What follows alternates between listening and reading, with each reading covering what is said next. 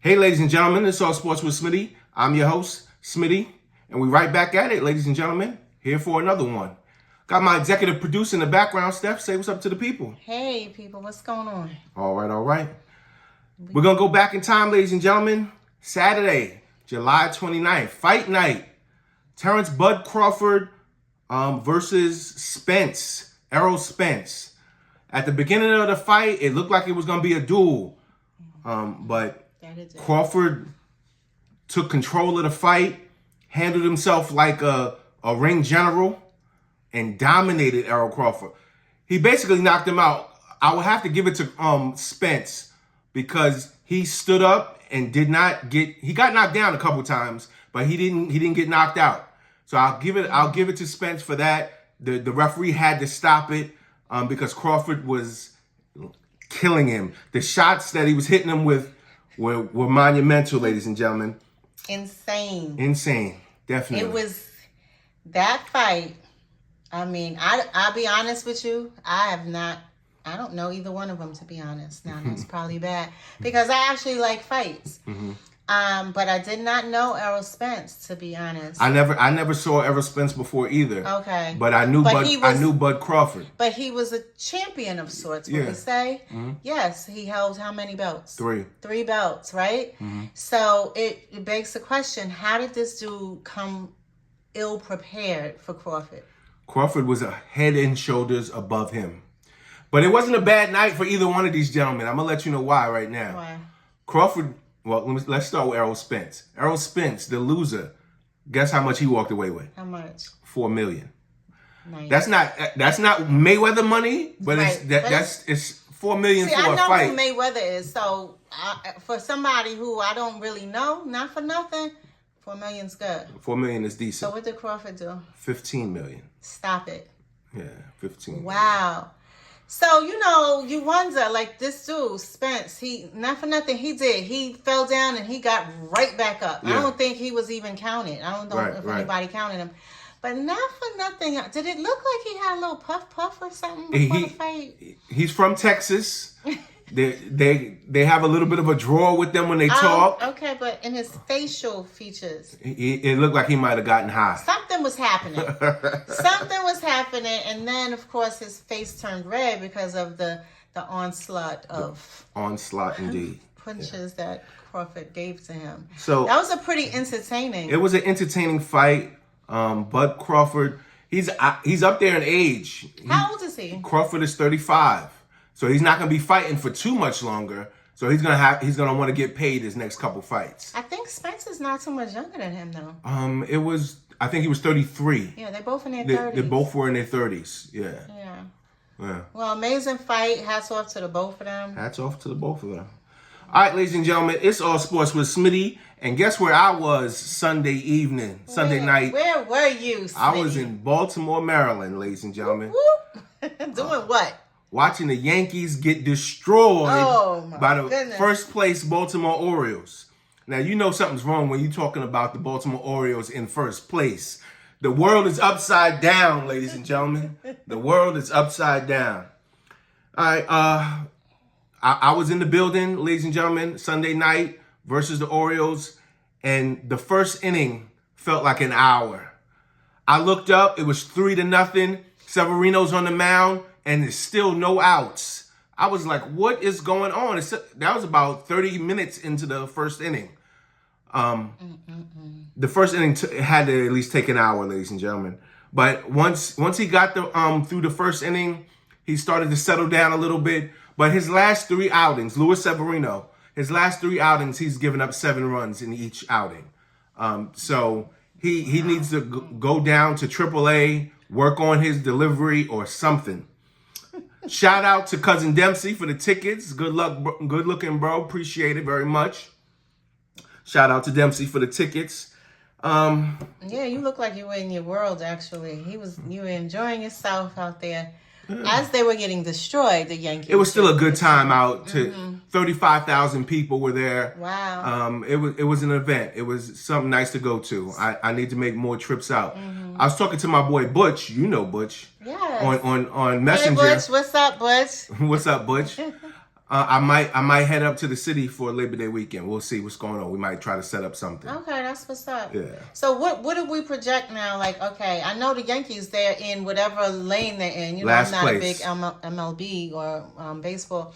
So they have solidified their last place. They are spot. solidified in the last place spot. Okay, so what's next up on the MLB scene? What do we expect going out? If Aaron Boone is gonna keep resting Aaron Judge, they don't have a chance.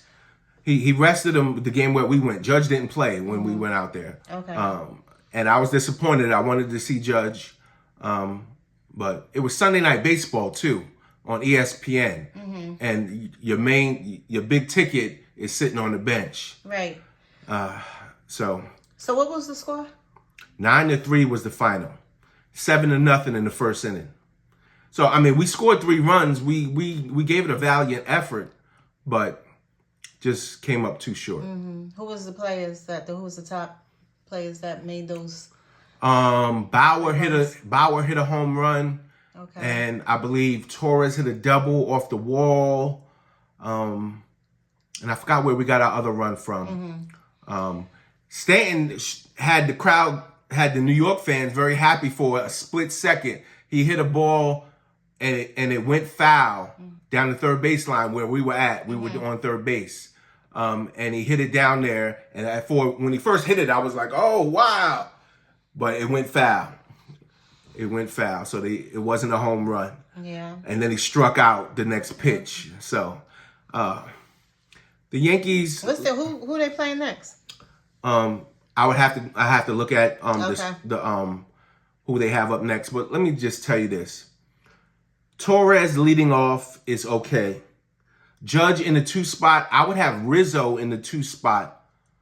All right. And Stanton in the 3 spot. Too many strikeouts for a number 3 hitter. Too many strikeouts for a number 3 hitter from Stanton. Too many strikeouts. I would not have Stanton in the 3rd spot. Push him to 5th or even 6th. That he's getting into territory where you're gonna have to bat him lower in the batting order because he's just not producing any runs. Okay. Yeah. That was a good road trip. What you got up next? What's going on?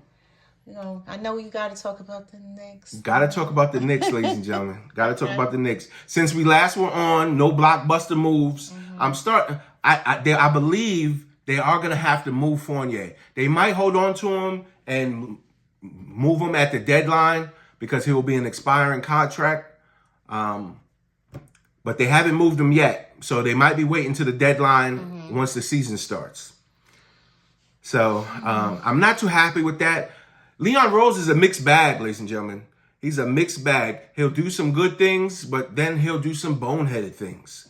And keeping on to Fournier this long, unless you're going to go for a blockbuster deal, is on the side of malpractice. Oh. Yeah. Malpractice. Yeah. All right. You're in charge. You're the doctor. This is a botched surgery, young man. This is a botched surgery. So there we have it. Let's talk about the New Orleans Saints, ladies and gentlemen. Of course. I watched Locked On Saints on YouTube. And my boy Ross Jackson from NOLA, at NOLA. He's a good commentator, and he was going over because he's at the New Orleans Saints practices. He can see what's going on, and then he reports on it. Okay. Which is a dream for me. He was telling his audience that Jimmy Graham looks like he's 10 years younger. So he's 36 now, and he's moving around, dropping his shoulder, looking for contact, like a young man. Oh, we call that Benjamin Button. Benjamin Button, yeah. Is that his name? Yeah. That's what happens. Okay. Yeah, so I didn't know that. Jimmy Graham is looking good. He's going to be the 3rd or 4th tight end. But I think he's going to make the squad. Okay. When they cut down to 53. All right. Alvin Kamara is looking good. Chris Olave, Rashid Shaheed. All of our weapons are looking good in practice, ladies and gentlemen. I might be a little bit conservative when I give the Saints 11 wins. They might go above that. I was about to say, sounds like you should be excited. Yeah, I can't wait. A couple more weeks and the season is here. That's what's up. You gave some. What was the predictions that you had going on? Did we do predictions? Yeah, we did predictions last show. Okay. 11 wins for the New Orleans Saints. So that's something that everybody should stay tuned to. When you hear Smitty's predictions, so you gotta jot them down or go back to the show. Do what you need to do, because get at me in the comment section if you want to retort about my predictions. I'm all for it. I will comment back to you. All right. I believe that's our show, ladies and gentlemen. What we're gonna be talking about next week is we're gonna get into the NFL, deeper into the NFL, deeper into the Saints practices. I'll have more information on who's doing well. Oh yeah, LaShawn Lattimore, Saints cornerback, is having an outstanding camp. Keep that in your notebooks, ladies and gentlemen. Marshawn Lattimore is having an outstanding camp for the New Orleans Saints. Just want to bring up real quick about, we talked about LeBron's son last show.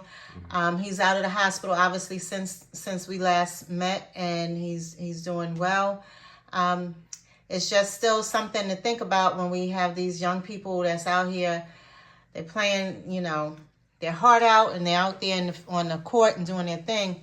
And a lot of them are coming up with these conditions. So I don't know what it is. I don't know if it's in the water. I don't know if it's in the milk. I don't know. Cousin Pete says it's the COVID virus. Is that vaccine. Pete? Oh. Cousin Pete hasn't taken a vaccine, so he thinks that everything is voodoo. Voodoo coming to get you. So that's the reason why we had a cardiac arrest in this young man. How old is he? Is he 18, right? 18, yeah. Yeah. Well, Cousin Pete, thank you. We appreciate everybody's opinions. But our prayers out still to the family, and hopefully, he makes a hopeful comeback. I know his dad wants him to continue out there on the court. And did we have any losses this past week? I feel like we had a big loss in basketball. I can't think of any. I know Pee Wee Herman passed away. Ooh. Pee-wee. Okay, ladies. Childhood. Ladies and gentlemen, All Sports with Smitty has made an honorable mention to Pee Wee Herman. Yeah, okay. Pee Wee Herman has gone to the pearly gates. Oh boy, doing his Pee Wee Herman dance. Right. Okay, but I could have sworn we did. I will do my research and get back to us on it. Follow up next show. That's it, ladies and gentlemen. All Sports with Smitty. Please like and subscribe and share. Let me know if you're from Twitter or if you're from Facebook. Or any of the social networks that you're catching Smitty on. We appreciate all your support. We out. Holla at you. Peace.